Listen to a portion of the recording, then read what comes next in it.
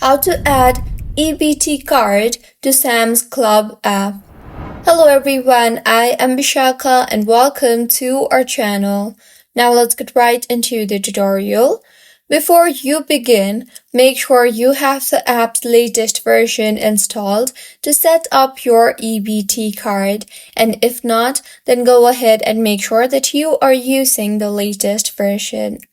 Now, add items to your card and then proceed to check out and tap on the Manage Payment Methods option you see there in order to add your EBT card. If the option is not visible, tap on the Add New Payment Method option and choose Add a Payment Card and confirm adding an EBT card. Next, go ahead and provide your first name and last name along with the full card number. After validation, continue the checkout process and select EBT as the payment method and complete the payment. And this is how you can add EBT card to Sam's Club app.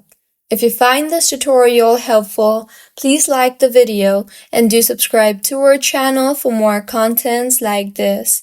Thank you for staying with us until the end.